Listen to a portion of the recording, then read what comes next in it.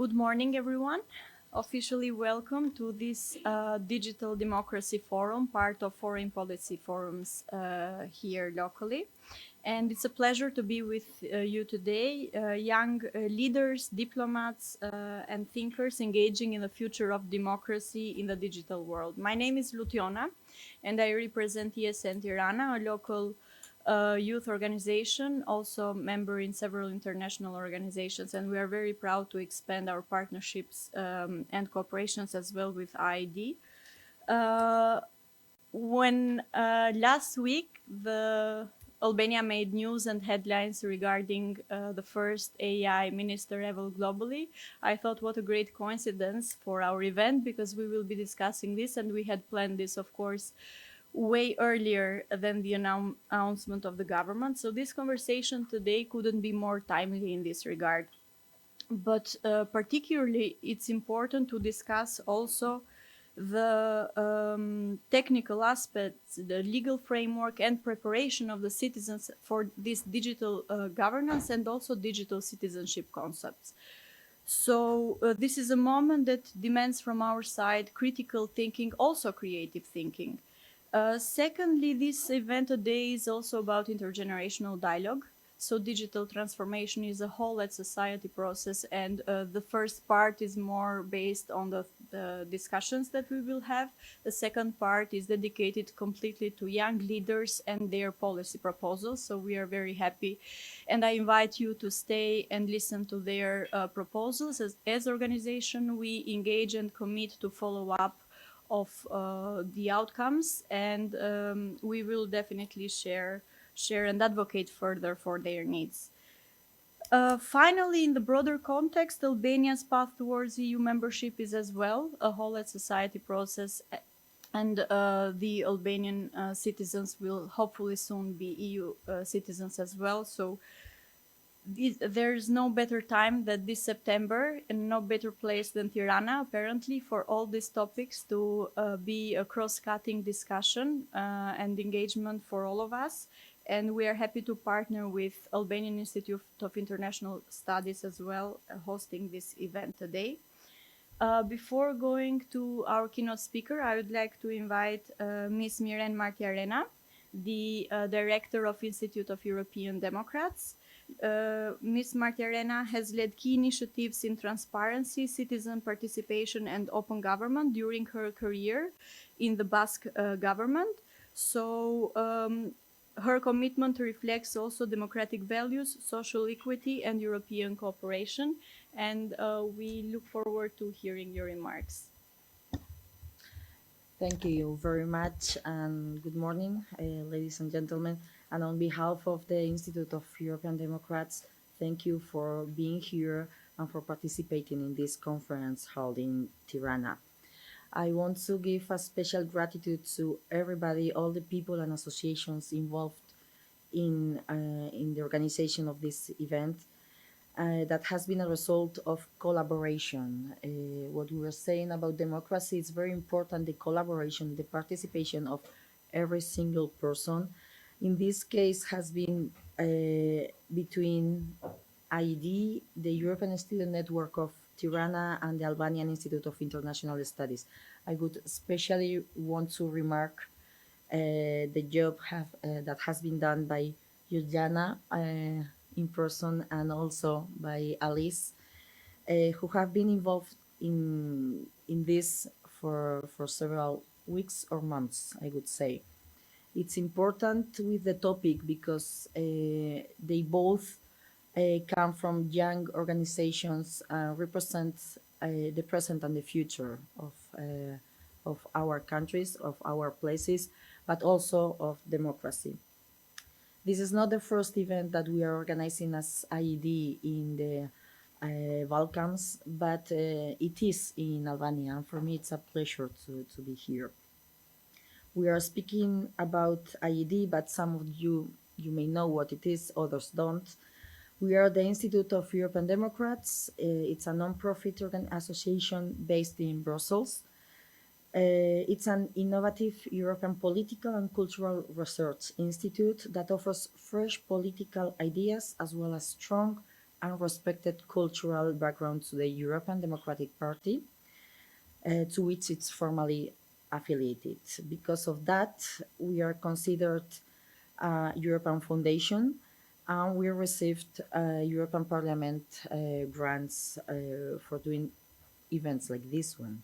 Like all political foundations, we have their support in order to be a political think tank. We promote a wide range of activities like studies and analysis, workshops, and public conferences. We support EDP with two pillars: events, seminars, and conferences like this one, and also working constantly as a research center. We are two different entities separated, but working together to build better policies, to think first about policies and then work for them at European parliaments.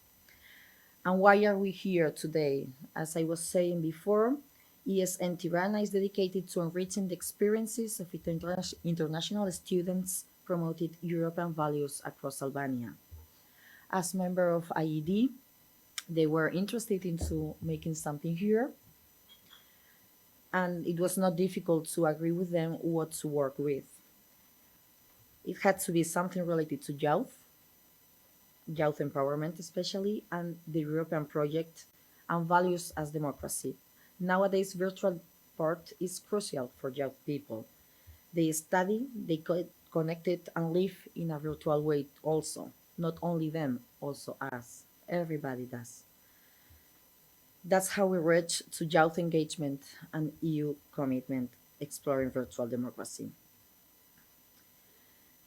I was saying that we say that young people are the future, but in the truth, they are also the present. Across Europe, millions of young people are digitally connected, socially conscious, and eager to shape the world around them. Yet many feel increasingly distant from the political institution meant to represent them. Today, we are here to discuss a critical issue in the evolution of our democracy: youth engagement and the role of the European Union in creating a more inclusive and accessible democracy. In an era where the technology is reshaping our lives, the involvement of young people becomes an essential component for the future of the European politics. The European Union, aware of this situation, of this challenge, has made significant efforts to integrate youth into its decision-making processes through initiatives like European Youth Parliament and other digital engagement programs. They enable young people to have a voice in matters that affects their life, opening up new ways of democratic participation. However, the real challenge lies in how we transfer this participation into virtual space, where in addition to facilitating inclusion, we must also ensure that dialogue remains authentic and constructive. It has the potential to be inclusive, transparent, and dynamic. But for this to work, we need to bridge the digital divide and combat misinformation, ensuring that young people are not only able to vote, but also actively contribute to discussions. Today, the question is how the EU can further engage in this process, building bridges between generations and fostering informed, critical, and solid political participation. A strong democratic future depends not only on strong institutions, but on engaged and educated citizens, particularly the youth, who are the architects of the future. It's an honor to introduce the keynote by Jean Arnaud, who will speak on a topic of immense relevance: AI democracy, the human future, why education matters more than ever. We are living in an age where artificial intelligence is transforming nearly every aspect of our lives, from works to politics, healthcare, and education. While these advances bring promises of progress and efficiency, they also raise profound questions about the future of democracy and human well-being. How will AI affect the way we make collective decisions? How do we ensure that emerging technologies respect our democratic values, such as fairness, justice, and transparency? And perhaps more, most importantly, how do we prepare future generations to understand and navigate these challenges? In this context, education shouldn't only focus on providing technological skills, but also on cultivating critical and informed citizens who can understand the implications of AI and active engage in decision making that impacts our society. Jean Arnaud, with his extensive experience in this field, will offer a deep reflection on why it's more essential than ever in addressing these challenges that AI presents in terms of democracy and the human future. I'm confident that his talk will provide valuable insights on how we can collectively build a future where technology serves the common good. Jan? Thank you very much. Thank you. very Jean, much. one moment. Just before we go to the keynote speak, I would like to give the floor to the host as well from Albanian Institute of International Studies. Then we can go in depth in the topic. And please, everyone, feel free to interact anytime you wish. All the topics that Miran mentioned, and thank you for that, are very important. We are aware that maybe it sounds like an ambitious agenda for today, but we are also pioneers of putting the first stones and building the puzzle together. So it's important to discuss about things step by step rather than just sit back. So please, even though it's a forum with so many subtopics, we invite all of you to continue collaboration, discussion, and especially to young people to take further actions on what you might listen and propose to today. So thank you for that. And it will be indeed an interesting discussion from Jean Arnaud, but we are all looking forward to it. Before we go there, I invite Alba Cela, Executive Director of the Albanian Institute of International Study, a leading think tank already well established in Albania and the region. Alba has a great extensive experience in all different academic levels, so I wouldn't focus too much on that. Yes, Alba, the floor is yours. A warm welcome on behalf of the hosting institution. As Luciana said, we are Albanian Institute for International Studies is an independent think tank, and actually this event, like the format that we are hosting today, the Foreign Policy Forum, is one of our signature events. We are very proud to host this event with all kinds of different speakers, starting from ministers, from members of parliaments, European Parliament, but of course also our most interesting discussions come with experts and with professors. Our cooperation with the Institute of European Democrats has a past. I've been myself participant in some of the seminars. We have board members who have been participant as well. And what we have noticed is a very open culture of discussion, which is not always the case with political foundations, which are justified to have an agenda. I am really happy that we are three organizations and that we cooperate with ESN, because it is not always easy in Albania to create synergies and joint events between organizations, not just because of the workload, but of different interests. In this kind of topic, we found something that is at the intersection of our interests. We as a think tank mostly deal with European integration and foreign policy, but we cannot but witness and live the influence of AI in all processes. And when it comes to education and democracy, two very fragile things in Albania, Luciana mentioned, what we have to keep in mind that Albania is very fragile democracy with almost no tradition of being a democracy. So everything new is an opportunity, of course, but it's always a vulnerability for Albania. Mentioning the AI minister, which is a hot point of contention, with many experts calling it a novelty, but many others also calling it a PR stunt and nothing substantive. I was very curious to read today, for example, in an American newspaper, that what happens if this AI minister is attacked? Does NATO come to its defense? So the discussions are really endless, and they take you to corners that it was hard to believe before. So that's why I'm also very curious now to be listening to the keynote speech. Please. Thank you very much. Thank you. Yes, so Jean Arnaud is Director of Innovation and Ecosystem at CIC Berlin. He leads international growth and strategic programs. He's also co-founder of several initiatives that embed especially education regarding AI and digital transformation. And as a well-known speaker, he champions a digital renaissance at the intersection of technology, philosophy, and human creativity. So please, Jean Arnaud, the floor is yours. Thank you very much. So, I don't know if, no, it doesn't work, but.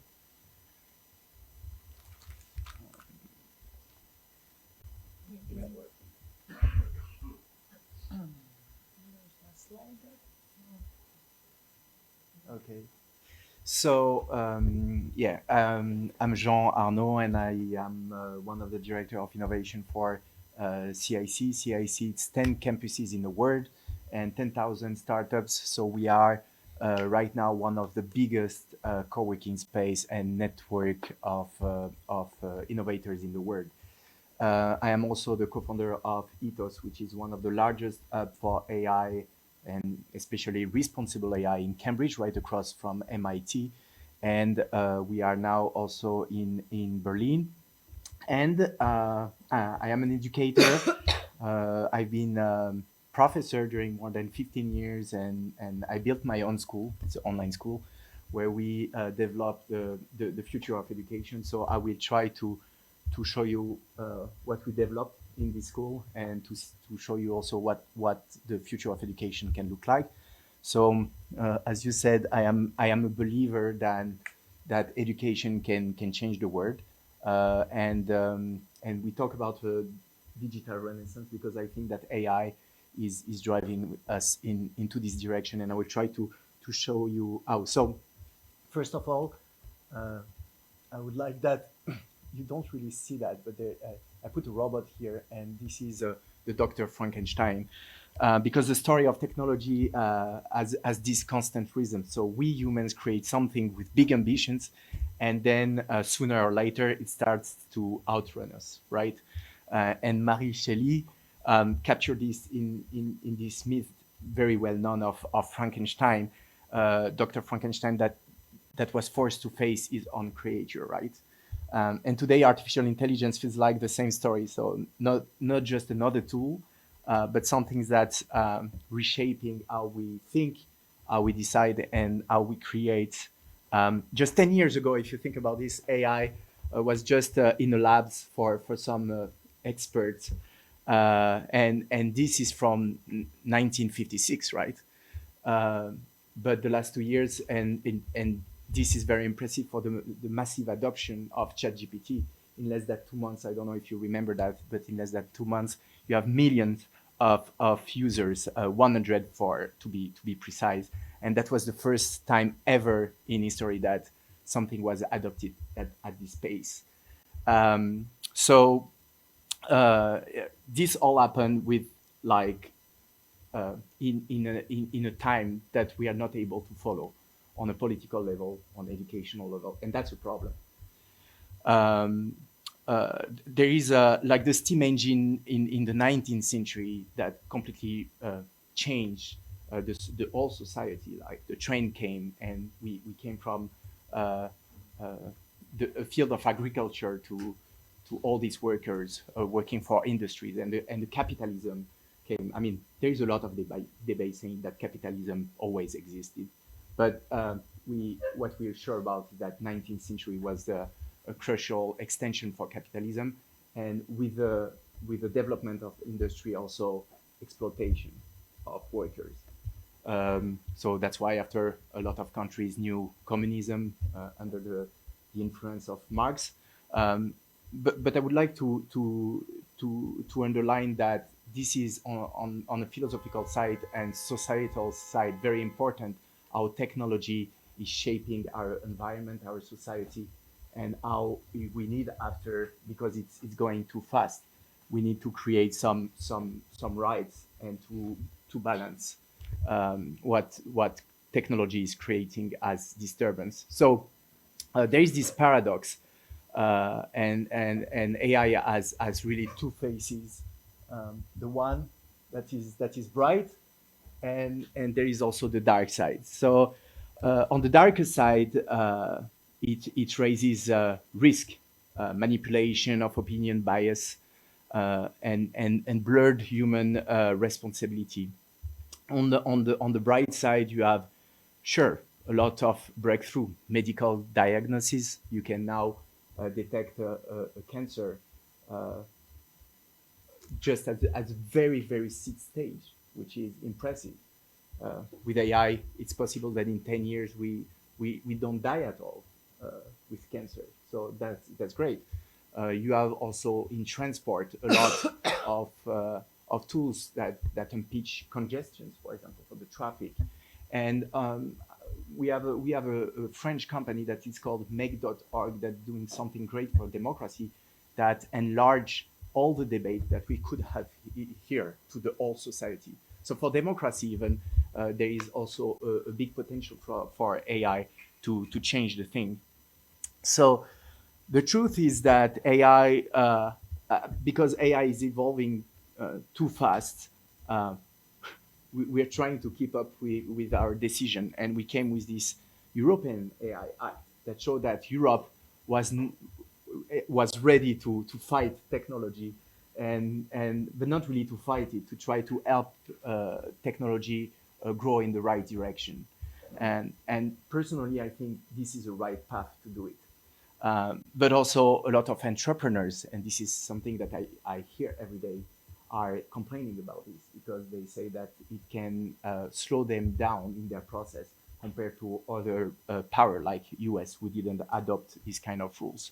So I think this is where philosophy and education can drive us also to the right direction. Like, I think that the only question at the end of the day is this one: is what it's not what AI can do, because we know that AI is able to do something great or something very dark. You probably heard about the super intelligence lab that is coming at Meta right now. We expect in 10 years that the super intelligence will largely surpass our own intelligence. So it's not about what AI can do, it's what do we want it to do. And I would say even more, in what kind of horizon, philosophical, ethical, educational, do we want to place it, so that democracy isn't weakened, but renewed, so that our world grows bigger and not smaller, so that AI becomes our ally and not our adversary. So democracy, as you know, rests on fragile but essential pillar. For people to truly participate in shaping the collective will, we need a certain condition to be in place: equality before the law, fair access to information, ability to think critically, freedom understood as responsibility. This is what we always miss in this equation, and the sense of a shared future.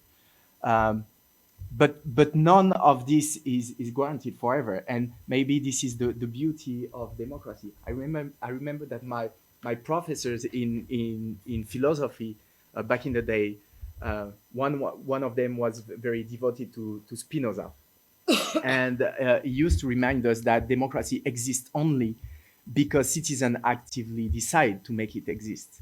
And its strength, in fact, is that it's never finished. It is always a project in the making. So it's perfect because it is imperfect. And today we can see that our democracy are attacked from all sides. And so the trust in institution is declining. Populism is on the rise. Societies are polarizing, and disinformation is spreading rapidly. And sure, in this fragile context, AI has a big role to play. Or it will augment our vulnerability and, at the end, kill the democracy.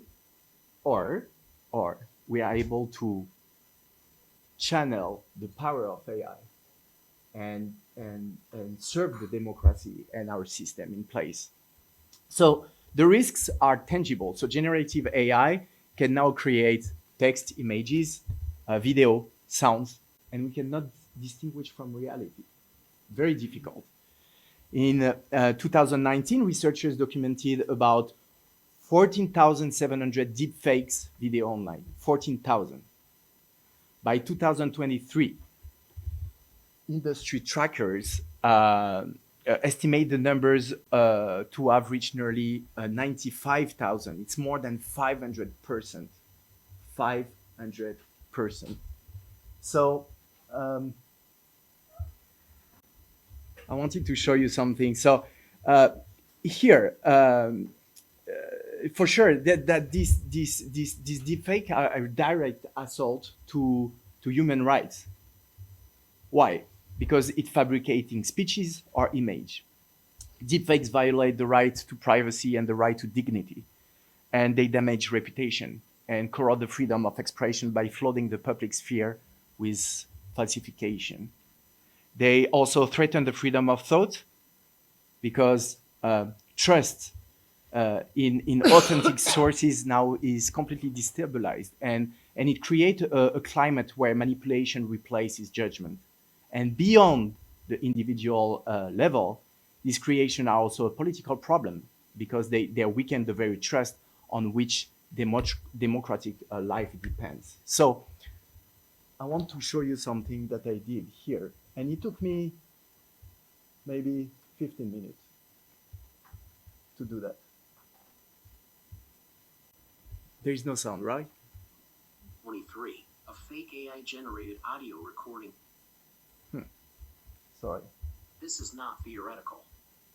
During the Slovak So it's me. elections of 2023, Just with a fake picture. AI-generated audio recording falsely attributed electoral fraud to a candidate. In the United States, an AI-generated robocall imitating President Biden was disseminated ahead of the New Hampshire primary in 2024. These examples. So we have examples like where deepfakes completely changed the face of an election and was used against candidates. So I will take an example. I have my glasses here and I can take pictures of video. Let's say that I take a picture like this, and I put one of you on my screen here. I will be able in 10 minutes to change the voice, but the voice will act at the same time as the lips. I will put you on the internet and put in your mouth everything I want. 15 minutes. And after 3 or 4 years to fight Google on court to have an answer from them and to have your video erased. So I will damage your reputation. And by the time that the court decides, I'm free to do whatever I want. Free to make it disappear, to make another content. And we are speaking now just about the voice. I can damage your reputation much more than this. 15 minutes. So there is other critical issue that you need to have in your mind. When you build your model, you feed the intelligence. You know how it works. There is a system of artificial neurons, and we feed with information these neurons, and this is called deep learning, basically. And with this information, you have some historical bias, right? So if I'm not careful with what information I put in my AI to feed it and to train it to learn, I will have some biases. And there are several examples the last years. One with Apple Cards, for example, that was giving more line of credit for male, 40 male white, than women, for example, at the same level. And same thing for Black students and Latino. So in higher education, there is a peer review study that showed that predictive models underestimated the chances of success for Black students by 90%, and for Latino students by 21%. And here again, we touch a fundamental rights, the right to non-discrimination and the right to equal access to education. So, yet we have still some hope here. We have emancipatory potential.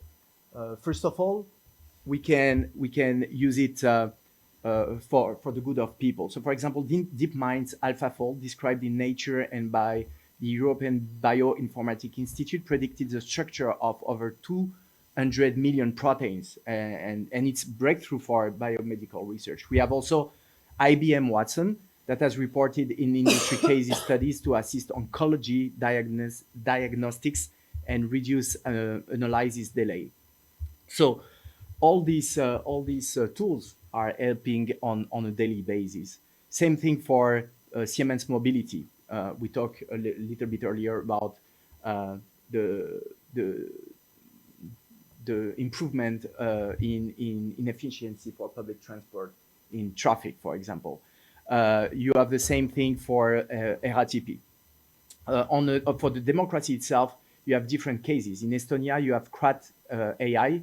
It's a system that helps simplify administrative services and increase transparency. In Ukraine, you have Prozoro. Platform makes all public procurement contracts accessible online. And in Albania, for a week, 10 days, you have this ministry to fight corruption with all the questions that you have behind. And I'm happy to try to answer to this type of question after. So the paradox is clear. AI can either deepen democratic ideals by widening access, strengthening transparency, and reinforcing equality. Think about some of you. Maybe you suffered from dyslexia. Over. This is over with AI. Like, you can finally write a text without being judged by your writing, which is amazing. Because during the last 20 years or 30 years, if you've suffered from dyslexia, in France, for example, you have no future. Everything was written. Every contest, everything to enter in a public services was written. So if you are dyslexic, you are banned from the beginning almost. So this is the good side. On the other side, you have manipulation, biases, deepfake, misinformation, and all of this. The AI is the poison, but it's also the remedy. Depends how we use it. So just to come to the education, and I think after I will try to stop like this. I had another part on the sovereignty, but I will wait your question about this. So about the education, we have the same thing. I work for different schools and I work with different schools. And what I realized is that there was no plan. Like, schools have been just overwhelmed by students who were already able to use it like better than the professors. So we tried to give some training to professors and to teachers. What happened is that, or they refused to use it because they said, they will cheat with that. They refused to rethink about education. So you have this part of people who are scared to change their practices, was scared about AI itself. And there is another part that really embraced it, and they started to experiment things. So, for example, there was a very good example in history. Some professor, they took a conflict, and they tried to see both versions of this conflict. So, under this lens, there was a lot of debate about colonialism. So, who is right, who is wrong, what it brings, what it didn't bring, and we saw that, for example, in history, it's always rewritten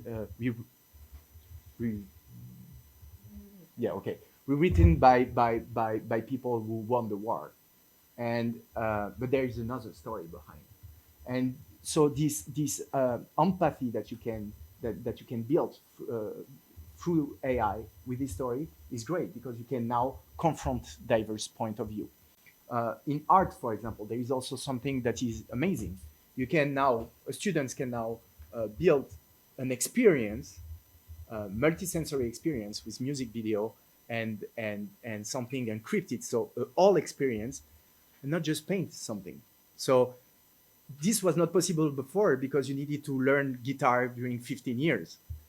But now it's possible because you have access to all these tools and you can focus on creativity. So you're not an artist anymore in a traditional way, but like in a renaissance, you have multiple people around you, but it's just AI to help you to create your experience. So there is this access to this multiplicity that can make you multiple person, which is good because we are multiple. Like the society make us think that we were just a single person that has to be in the box, but we are more than this. So I think that is great also. And as you said, for education, and I think you were right, artificial intelligence is forcing us to rethink about education. What do we want that our kids know to face our future or to build it in a better way? Skills, new skills. And in these skills, it's kind of simple. We need analytical thinking, rigor, problem solving, and this is with science. We need critical thinking, and this is with philosophy, and this is why philosophy will come back. And we need creativity and imagination. Why? Why? Because now with AI, because AI is able to do a lot of rational things, we will need to be more inventive. So creativity is fundamental. We need the entrepreneurial mindset that make you pass from an idea to a project. And we need also sport. So finally, we are not far from the program of Rabelais in 16th century. Okay, science without conscience leads only to the ruin of the human spirit. If we don't teach to our kids how to reflect about their practices with AI, about AI itself, we will not build any ethics around this. And ethics is the way of Europe, that Europe choose. And this is very transparent in AI EU Act, right? So for our kids, very important. I don't know if you saw this, but a friend of mine at MIT published recently, 3 weeks ago or 4 weeks ago maybe, something about intellectual depth. It's there. So we knew this. We know that if we're using 14 hours a day AI without reflecting, just with a small prompt, we will get dumber, right? There is no question about this. But MIT tried to demonstrate that, and they demonstrated it. So this is the most important study about the risk, intellectual risk and cognitive risk with AI. So how do we fight this with education?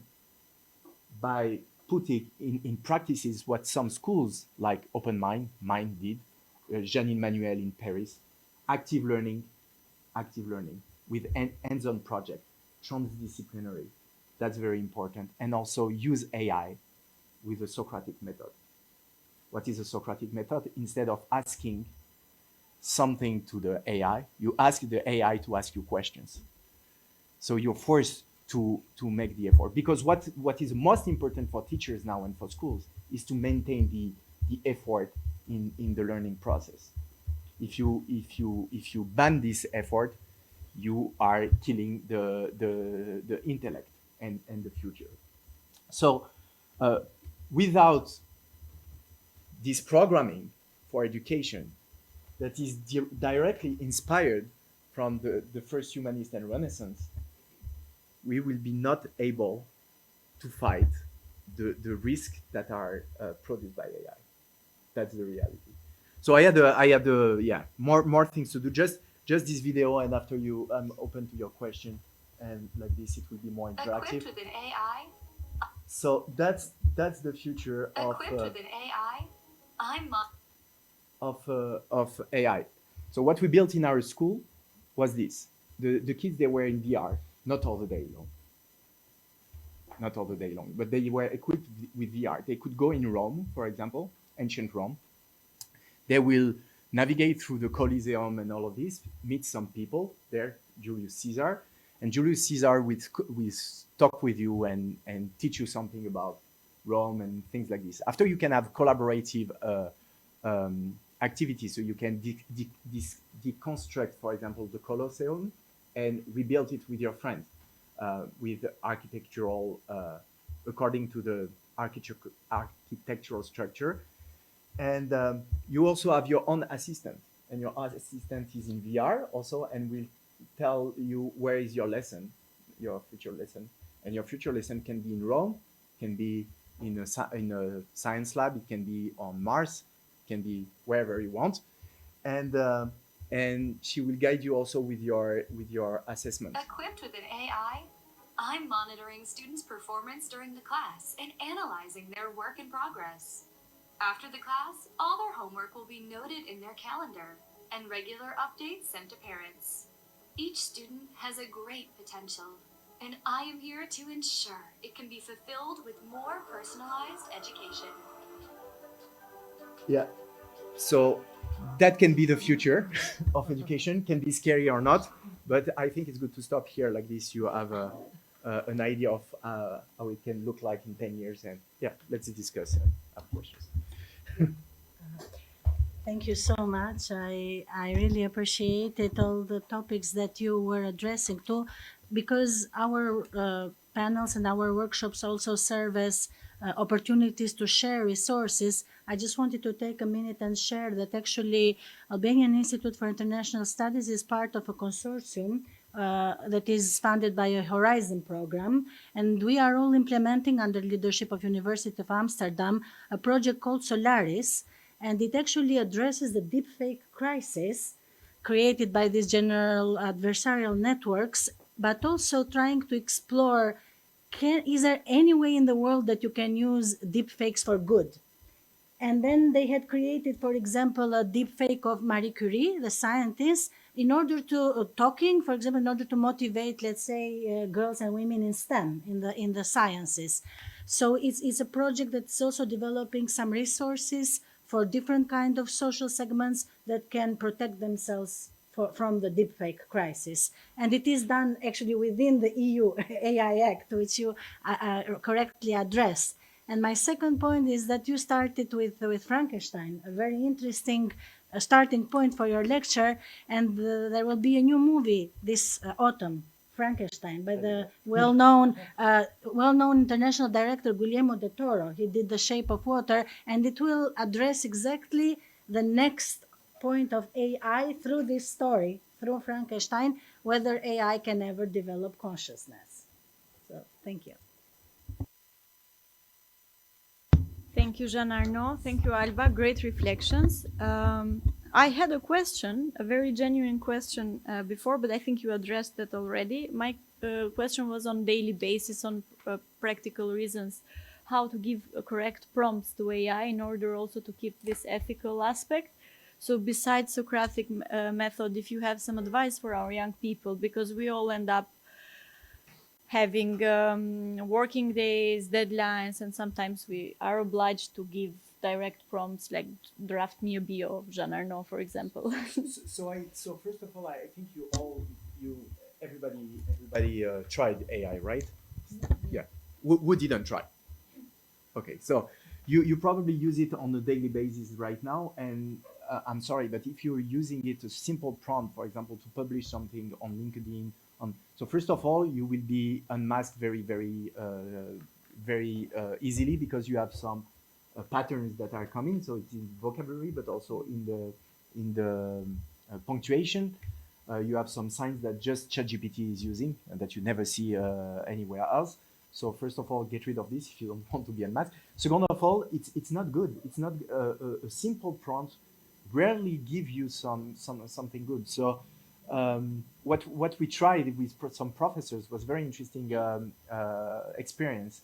We took some copies of students, and we told them to use AI as they wanted, but to indicate us how they use it. Like this, we could see exactly when we after we marked them, what was who did what.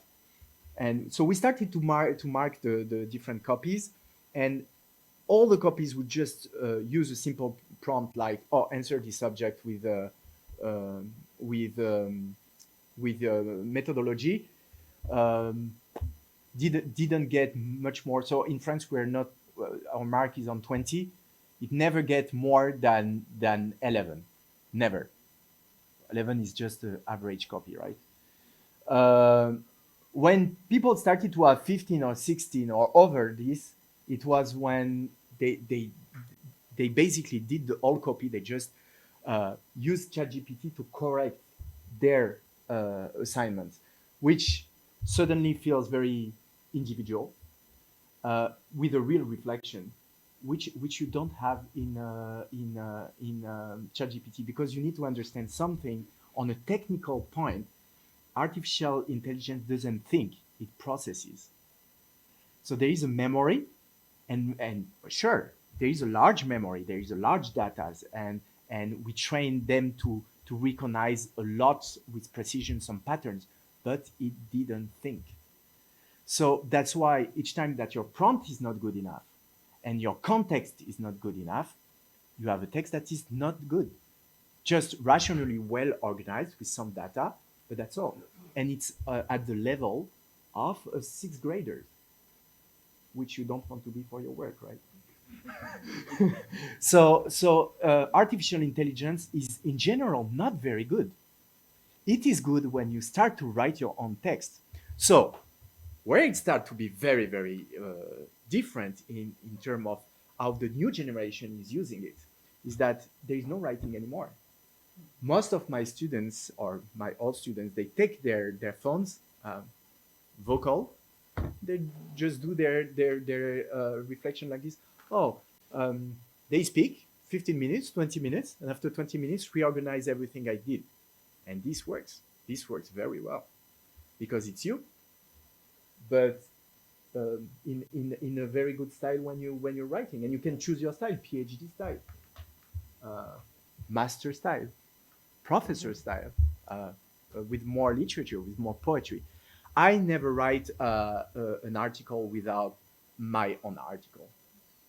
I use ChatGPT or I use LLM to reinforce some arguments sometimes, to give me some ideas. So to come back to your question, I enter in dialogue with ChatGPT, or I try to challenge ChatGPT, or I ask him to challenge me.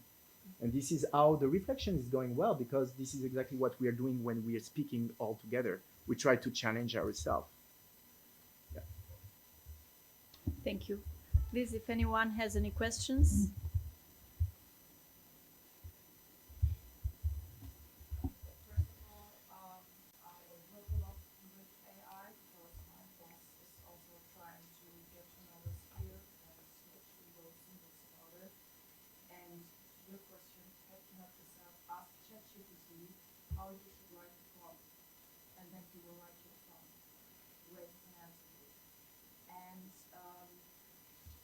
What I wanted to ask you is,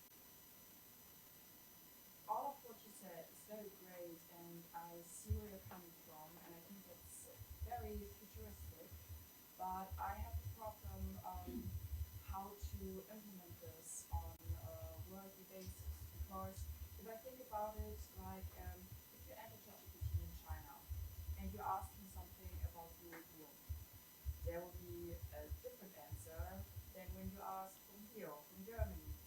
And that's because it's already getting censored.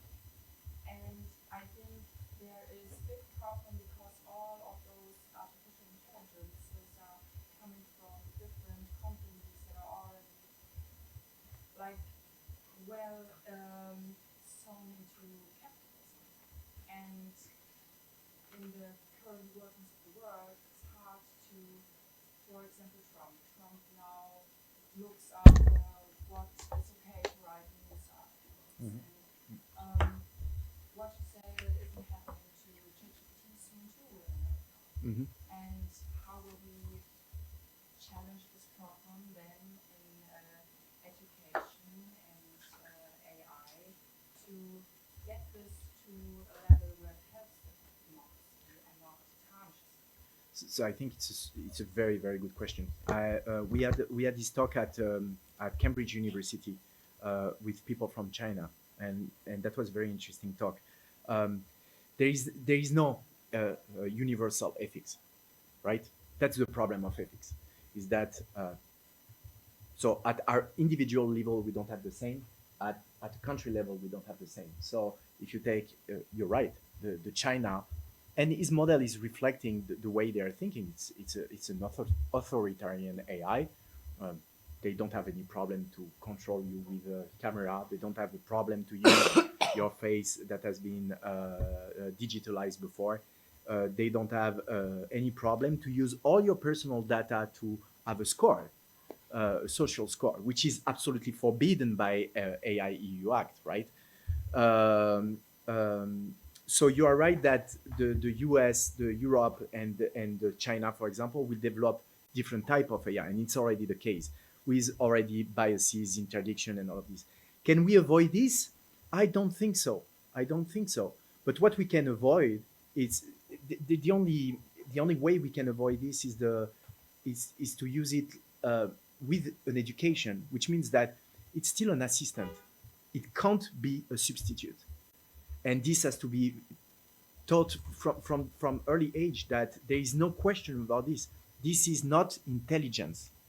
This is help for your own intelligence. It is an assistance, but it cannot be your substitute. If you don't teach that, and we're using it the same way you say that yesterday, and I agree. The same way we use the social media, it will not work because the promises, and you were right on this, I think, the promises that we had from social media was that we will be more connected. Sometimes we have been, but as a society, this is not the path we are following. We are more and more egocentric. I mean, we take our same photo than 10,000 other people, pretending that we are on a super beach where we are not. And this is all a theater around ego. So it didn't connect us more, it isolated more, and especially with the algorithm and echo chambers and all of this. So the AI will take the same path. Why? Because the technology reflects the state of mind. And unfortunately, our state of mind in a massive scale is to be lazy. If we don't want this, this is an education. And again, if we are not proud of our humanistic values and we don't try to implement them at school and in school, very, very hardly, I would say, we will not fight it. We'll just be defeated by this system. That I'm very sure about this. And that's why everything starts not by the rules, but by school and education, by using it well. That's my. Although I agree on the point of the importance of education, which is all we are focusing on here, but I'm wondering about I think you used the word on purpose, lazy. Are we really lazy, or is our mind, our brains work from a certain way, are working in a certain way that experts understood and use this knowledge to build apps and all the systems in society that we all use, and we know that sometimes we use it wrong, but we have a problem of as an individual with level being like extracted from the system, and all this is referring to blue trawling, to all those technologies that is painting us to get lazy. So I have a very interesting philosophical reflection for you on this point particularly. I don't say it in general in public because I'm working for an innovation institution, but the goal of technologies is to make our life easy or easier. So therefore, is there not an essential ontological paradox by trying to make our life easy while all the knowledge, all the things that we are building for ourselves needs effort and not comfort. So maybe technology in a sense is going against what we should build for ourselves. That's on a philosophical level. But that's it. A bit of comfort doesn't kill, right? and if we are able by discomfort to have more time to think or to build over this, it's also good. when I say that we are lazy, I'm not sure that we are lazy in our essence. What I'm saying is that the technology is pushing us often in the direction of laziness. And when we think about TikTok, I mean, we are all in this trap. We are all in this black hole TikTok where we are like browsing the Sunday night instead of enjoying the company of our boyfriend, wife, husband, whatever. Um, we all do that, and that's terrible. That's terrible. This doesn't bring anything. You can turn it in all the way you want. This doesn't bring the scrolling thing doesn't bring anything. But it's but it's a Yes. state of mind. It's a state of mind. But to complement this with data, we are finalizing an EU-funded project with our partners, a youth project, and we did a digital rights perception mapping in Albania, Serbia, and Montenegro, and young citizens of these candidate countries to EU.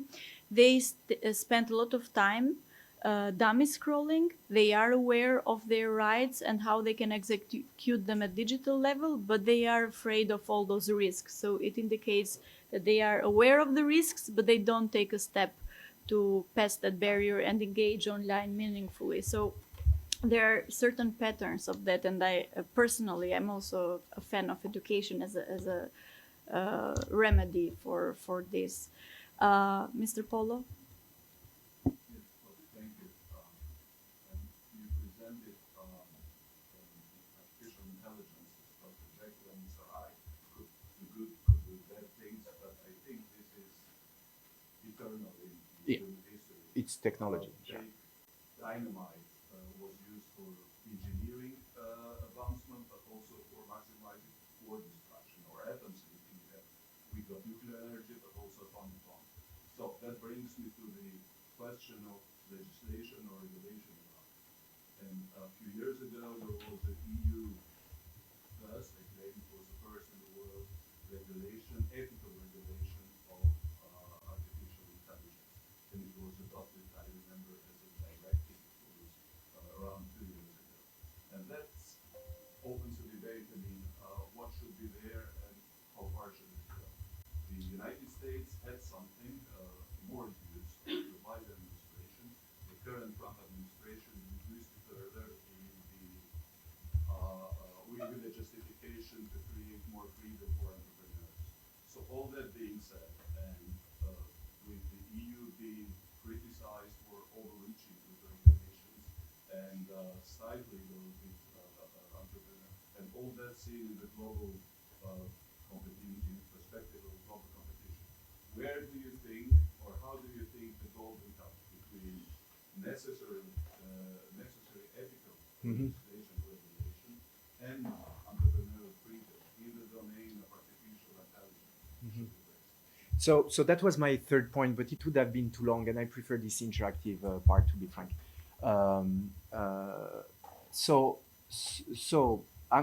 Interestingly, I'm coming from US, so I have the both experience with AI in US and here in Europe, which is interesting because I have like both entrepreneurs and researchers working on AI and in AI in both continents and countries. I mean, what I see is that I really like the European AI Act. I know that it's not right now the global position, but I really like it, and I really like it for the simple reason that this is for me one of the first times that we stand for what we think being the right way. We want an ethical AI. And we stand by ourselves. No, we will not follow the US. No, we will not follow China. We stand by our philosophy. I like it. Yes, we are in a global competition. And yes, it will take a longer time because we need to understand that each time that a company needs to comply to the AI EU Act, they cannot try things. They will not try things. They will try to comply instead of building. And this, we are losing time in this. People who say we don't lose time to do it, that's not true. We're losing time. And we're losing time, but on the short term. On the longer term, we might be able to develop our own system that is more sustainable for people and who brings less problem. I think that the way we did that in Europe, the vertical one, top down, um, some expert, some researchers, we decide together and we impose to everybody. And after we are not able to change because it's Europe, it's a big boat, and we are not flexible enough, that's the problem. So now that we did top down, we should have a horizontal approach where you have feedback and you need to change this AI EU Act because AI evolves so fast that you cannot have something that is solid like this. It needs to be flexible. And this approach is more American. The American approach is like, try things, let's have feedback. If it doesn't go well, we'll try to find a solution. This works on a short time. It doesn't work on a long time. Look the situation with homeless people there. It's because they never took a clear path to solve it from the beginning. And they just leave it and say, okay, we will solve it, but finally they never solve it. So they are overwhelmed by a problem they didn't want to stop from the beginning. That's another approach that doesn't work. And I think with technology, it is the same. The problem is that sometimes they are overwhelmed by something that they are creating. They don't have any idea because the thing is not to project yourself in the future with an ideology, which is more European way of doing. It's more, we build things, we have feedback, and we see if it works or not. Simple as that. That's the American approach. And I don't think that this leads anywhere, to be frank, except create technology for technology. But we don't need technology for technology. We need technology in the service of humanity.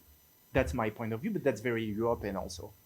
So I would say that I would keep the European way, but I would add the horizontal approach of America, which is to have some feedback from users and from builders and from researchers to be able to change it. But for this, we need more flexibility on the European level, on political level, I would say.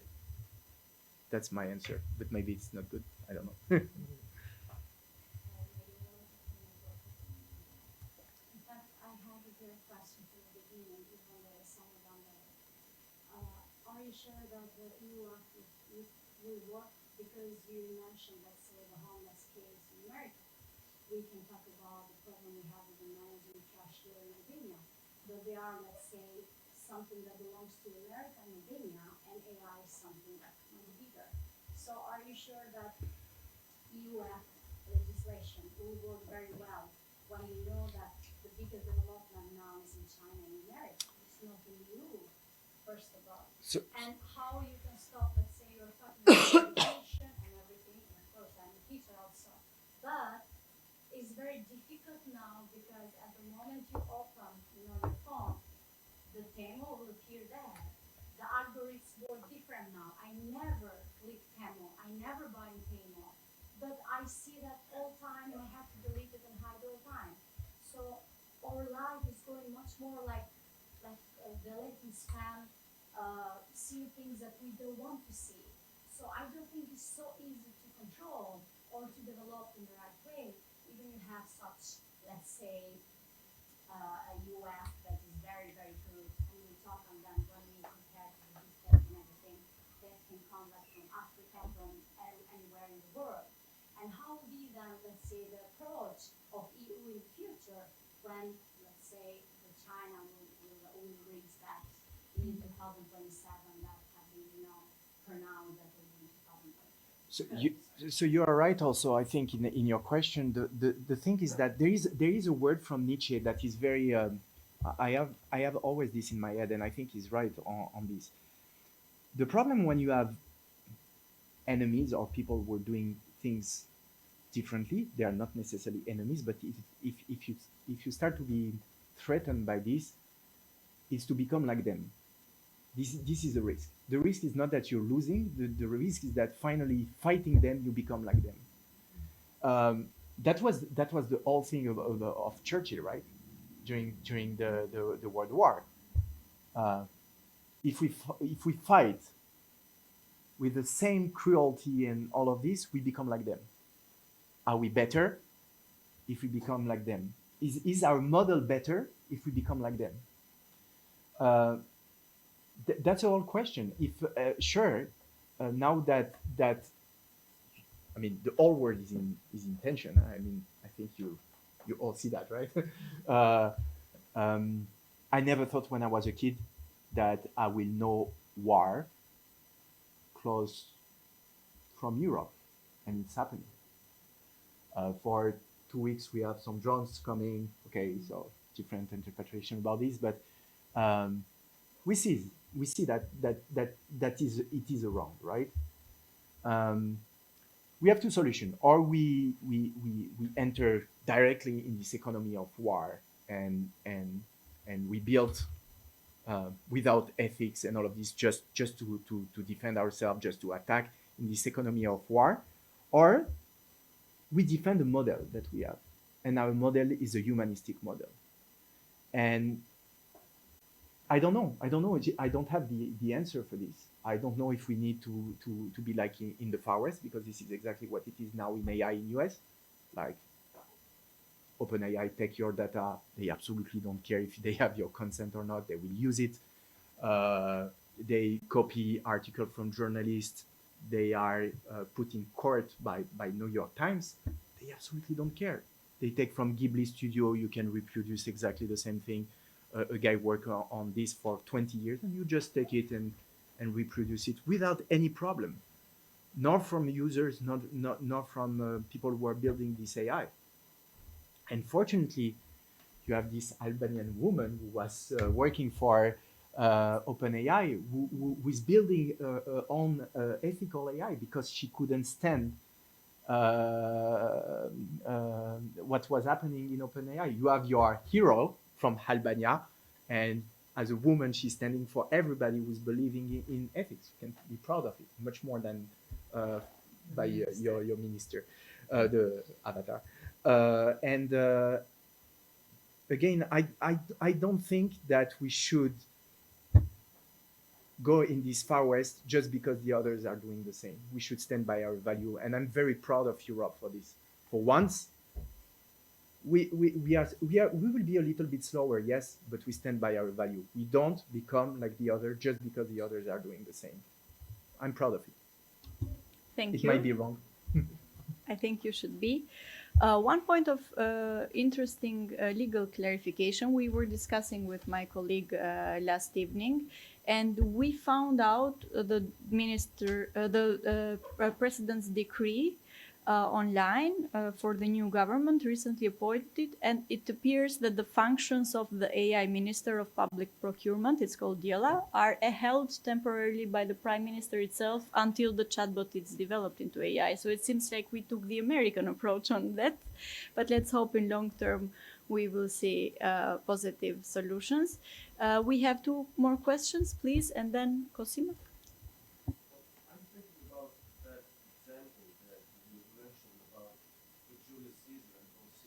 So everyone who has ever dealt with history, both scholarly and within some kind of an educational frame, knows how hard it is to establish critical attitude, or maybe even awareness about the basic and substantial fact that its sources are, in most cases, just stories and myths. So what happens when you turn all that into a picture or a virtual reality? I think, and I'm sure about that, that it definitely decreases capacity to assess everything in real time critically. Even the awareness itself about what it substantially is. How to prevent indoctrination in that. I mean, will Julius Caesar tell to a child, I'm Julius Caesar, but you have to assess me critically? And what does that mean if we're speaking about 10-year-old boy or girl? So I disagree, first of all, and I disagree. I will tell you why. So that's my specialty. Before being in tech, I was professor in philosophy and ancient literature. Okay, so when I was a kid, 10 years old, we had a vision of Rome, ancient Rome, that was in marble, white, and it was, I mean, the recent research proved that it was not like this at all. Like, yeah, it was full of colors, and it's much closer from India than from this white perfection things that we have all the time. Very interesting because yes, you see, we didn't have VR, we didn't have anything, just pictures, and this picture were wrong because the research was not advanced anymore. My father, who is one of the most recognized researchers in ancient Rome, use AI for papyrology. So they are able now to recompose text they were not able to recompose before, and it changed completely their vision about what was Rome. He said that recently he completely, it's 40 years of research just fell out because of AI. But he was thankful for that. He said, because of the acceleration of the analysis, we are able to do something like this. So to come back to your point, where the reconstruction of Rome and all of this is not accurate, I think it will be always the case.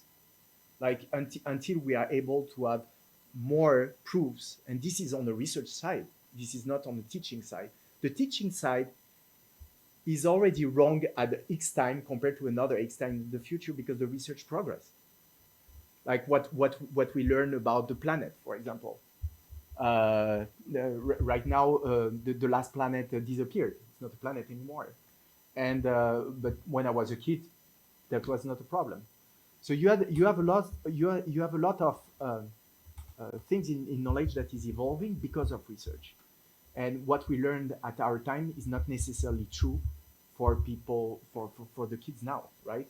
So yeah, the picture will lie as a narrative because we have also a certain narrative about Rome, and it will be more and more performant as the technology becomes more and more detailed. Or yeah. Just to add on something, I completely agree with you when it comes to scholarly research because I do the same stuff. So Yeah. I understand it perfectly well. But I speak about the education because here in Balkans especially, I mean, it's hard to differentiate between history in terms of education and indoctrination. Yeah, I see. That's why I'm asking that question. So, but that's your question. So this point is very interesting because I think to avoid indoctrination, you need to be open to different perspectives. So it means that when you don't know, you need to say, I don't know, or there is different perspective that coexist, and until the research, and maybe you can be in the research in the future for this, to solve this problem, we have all these perspective and we are unable to choose. One of my friends coming from MIT are doing every Sunday something very interesting. They are hacking every Sunday in open source altogether and are offering this to people. Very interesting approach. And recently they tried to understand why AI is hallucinating. And finally, the AI is starting to hallucinate when the data are not clear. So let's say that, and especially for the ancient world, for example, they tried it on history. So on fact where there is a consensus, there is always an answer. But when there is not consensus, instead of saying, I don't know, which maybe ChatGPT should say, I don't know. There are several hypotheses and this is it. It starts to say whatever he wants. And this is where there is a problem because ChatGPT is forced to give you an answer. And in real life, but if you remember, teaching was like this. When I was a kid, when you were asking some questions and the teacher was not able to answer, he was starting to be offensive because he couldn't be in the position that he doesn't know. But that's a mistake. We are very small as a human compared to the immensity of the knowledge. So that's just a proof of humility to say, look, I don't know, we can search together, or I can guide you in the research, but on this point, I don't know. So yeah, and I was given to understand that ChatGPT and large AIs are not really AIs, but larger algorithms. And I don't know how to formulate this correctly, but if you had an algorithm and you always have to talk about that there's a large number of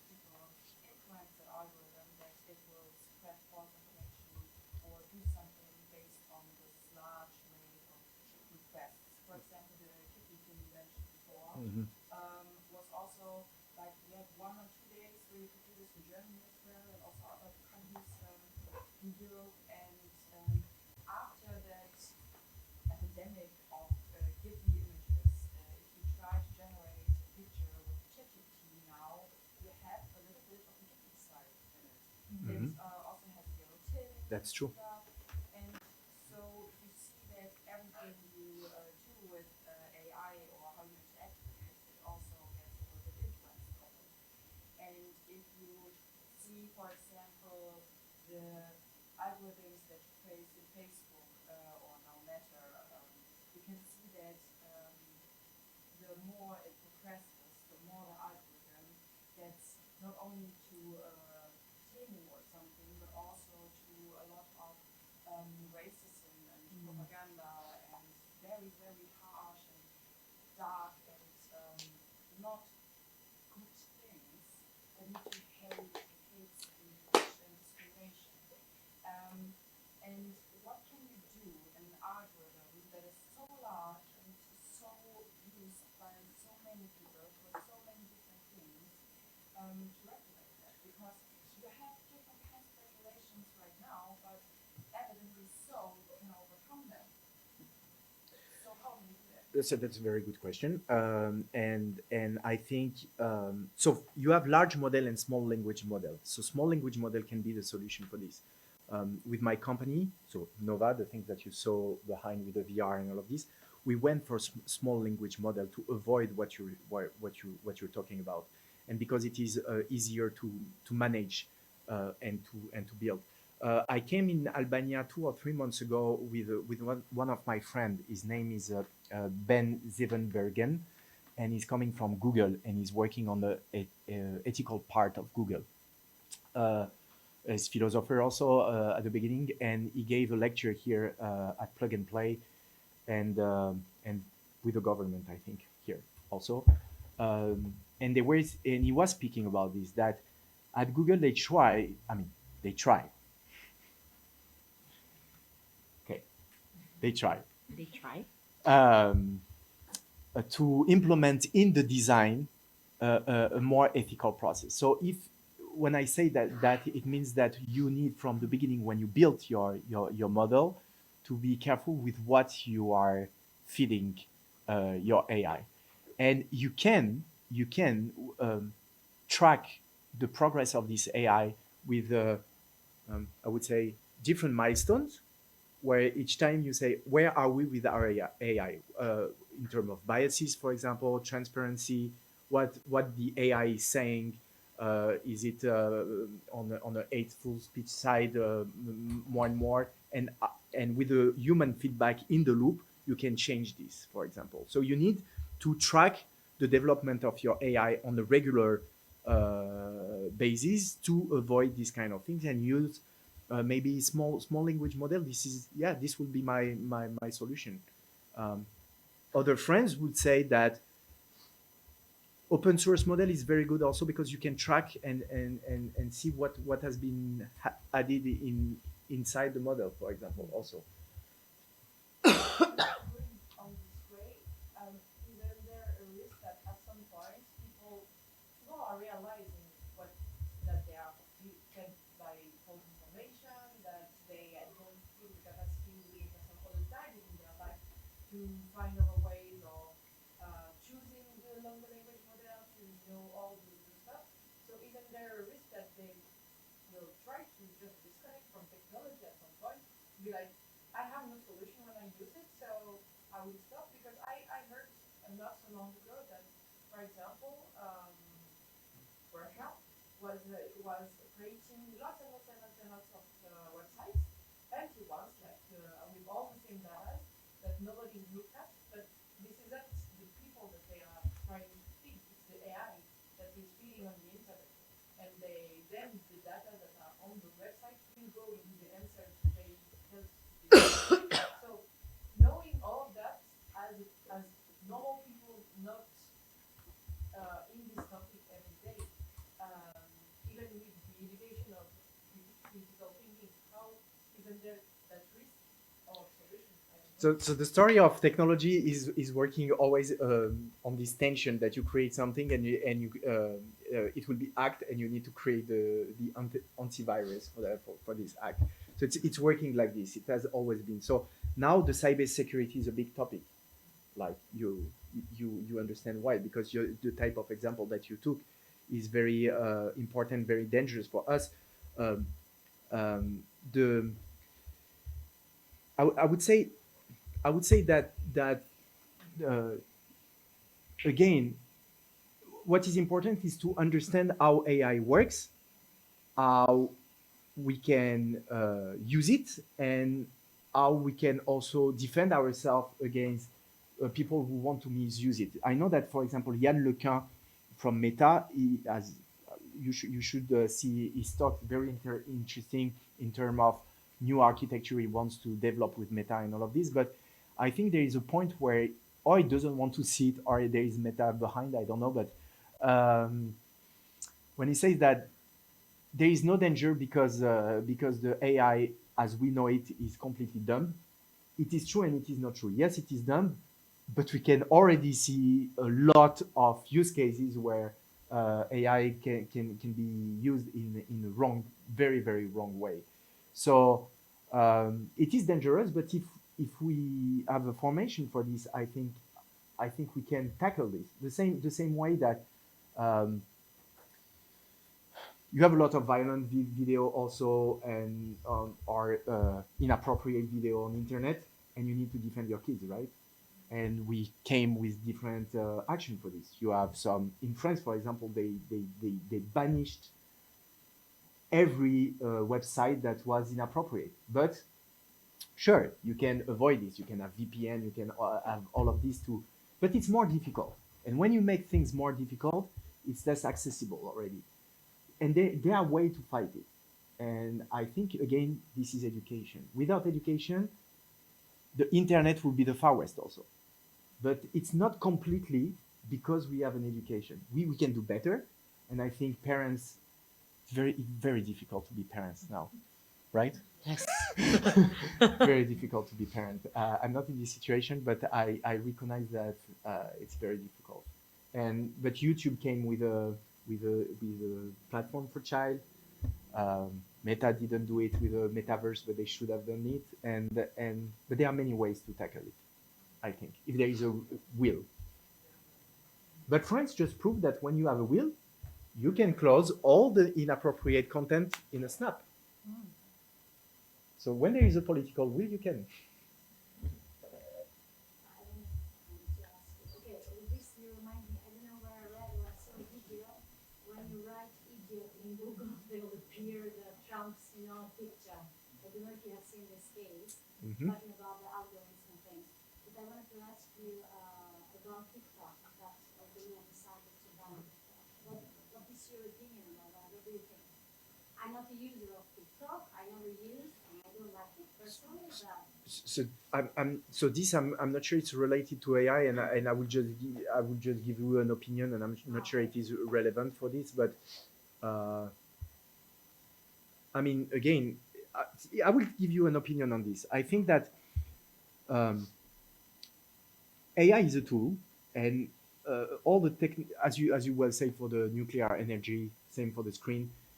You can be in a screen very passive, or you can be in a screen very active. Okay, and that makes the all difference. It's not the screen. It's not. Sometimes it's what you watch, yes, but it is your decision to watch this or not, and to watch it passively or actively. It is your choice to use nuclear energy to have more electronical stuff plugged, or to destroy a country. This is a choice. And again, so I guess that there is good way to use TikTok, and to, I guess, I don't know, maybe there are some talks who are very interesting, and you can use it well. The problem is that what I see is not the technology, it's not TikTok, is us browsing. We can stop browsing, but we don't stop. So TikTok just play on the algorithm on this tendency, the tendency that we will browse and lose our time on this, create addictive and double that close our work. But I still think that our responsibility is also engaged in this. Yes, thank you for the kind reminder that we need to be conscious on the purposes how we use technology at any kind. The final round of questions, so please a raise of hands. Alice, Alice and Cosmina. Then any? Okay. Okay, so sorry, just because it was on this point, I have to disagree with the Good. individual responsibility, because I read a book about journalist Jean Arnaud, an American one that the title of the book is really revealing. It's we are stealing your attention. Basically, it's a whole investigation to understand the causes and the consequences and maybe some solutions about the fact that technology, in the way it's not because it's technology, but because humans spout it in a way that needs to keep all that attention, is the problem. Like he started with the fact that, oh, I'm dumber than I was 10 years ago. How so? And then he started the investigation. And there was something in this book that really struck me about individual responsibility, saying, yes, you can imagine that you are part of the problem because obviously you are the user, but the whole system is made for you to keep you more and more, and all the little things you don't see because you're not professional of the field, and what's for individual, for example, that started at the beginning to involve critical thinkers in the development of the tools, and then after money took the lead, and we arrived with obviously TikTok, but also YouTube Reels, Instagram, and all the platforms use the same tricks, and this is only for social media. So I have to say that before reading this, I was kind of on this side of the island, let's say, saying, yeah, making my clothes, I take too much time, I don't have the willingness, I don't know. And then after, like, yes, but it's true that when my mind is not concentrated and I am sleep enough, well, my mind is not working on a survival mode, and survival mode is fed by those strict systemic things. So isn't there more of a bigger responsibility and not only the... Oh, sure. I mean, we can't say that it is just individual responsibility. There are several levels of responsibility. I think our governments are also responsible in many ways that they didn't maybe regulate as they should have done. And maybe also this question of sovereignty came too late with AI, while it should have come also earlier with social media, for example. But we are in a library, so there is 1984 and The Brave New World. Both are depicting a very different type of future and different dystopic future.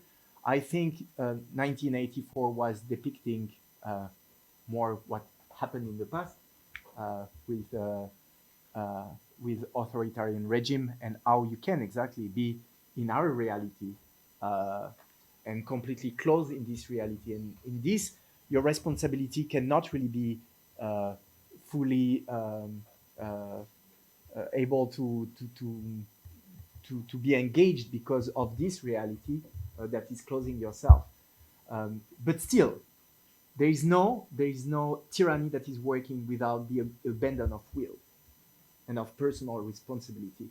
It's many years, and I want to come back to what my teacher said when I was a kid. If you stop to want your democracy or your liberty, the democracy ceases to exist. There is a big responsibility that we all abandon in many ways. Should we accept to work when this work doesn't satisfy you? In 21st century, we shouldn't. The world and the technology that we develop should offer to all of us a work that we want. Do we have the resources to pay now for people to do whatever they want? The answer is yes. just that we don't want to do this system, because this system for us is an echo to the communism, and we saw the history. But there are many ways to do something else with this. And I just think that we, in many ways, we abandon our responsibility and our sacred mission, which is that as a human living with our peers, we can't be just trying to excel for ourselves. And if we're doing that, at one point we need to give back to the society, to our peers. I refuse to live in a world where I don't care about somebody who's dying in the street and it's my peers. I refuse to live in a world where I will not do everything for my children, for my wife, for my family, and for my country, and extending Europe, for example. I refuse to live without this. And that's my responsibility. And for 20 years, I'm writing, I'm in education, I'm in technology, because I refuse that, and I take my responsibility to make the world better at my level. There is a very, very beautiful philosophical, very simple, from Voltaire in Candide. The end of the book is like, you need to cultivate your own garden. Sure, it starts by this. It starts by being yourself as much as you can. But after, the garden is not just with you. There is many people around. So you need, when you cultivate your garden, you need to help the other to cultivate theirs. We as a whole here, we never been successful without the other. I cannot mention all the people who helped me in their life with small things. I've been helped all the time, but I could say, yeah, I am a self-made man. Went to US, did everything myself. Absolutely not. At each step, somebody took my hand and make me learn, or drive me to the other step. I think that's our responsibility, to take care of each other. Do you still want to go? Yes. It's only a small follow-up question. I wanted to ask how exactly do you control this algorithms, like the stepping points you were talking earlier? So Because I have no clue how to do that exactly. So you will need technical people, but I can put you in touch with all my technical people around me. What you can do, for example, from the first step, because the first step I know, because I built my own tool on this step. The first step is to be careful when you choose what you feed your artificial intelligence with, that you supervise the learning. I know that a lot of people are for unsupervised learning, but I think at the beginning, supervising the learning is maintaining the human in the loop, and you can build it the way you want. So for me, the first step would be a supervising learning, for example.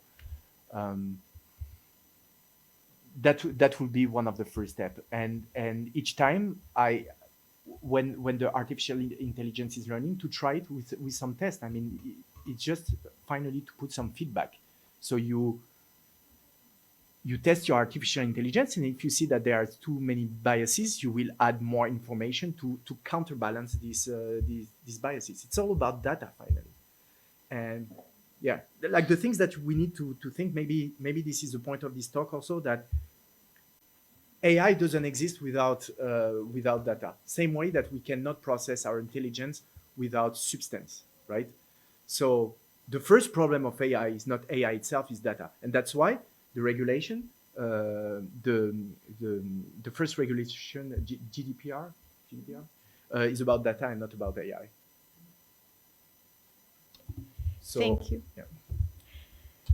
I speak on behalf of all organizers when I say truly thank you for this inspiring conversation and the debate. It has been a really enriching conversation, from fragile democracy to trust in institutions, then what layers of a lack of trust or trust issues in institutions and democracy does AI add, then going to education that needs to follow up with technological developments and not just keep reaching us as unprepared for what is next, but we really need to be prepared on skilling, reskilling, and especially on the revival of humanities. I remember it was Stephen Hawking who many years ago warned that humanities and the philosophy will be very crucial if we want to survive as human race. Very drastic, but I see where this genius mind was going through. Then to legal regulations, be it EU Act or internal regulations, such as in the interesting case of Albania now with this big buzz of having the first AI minister.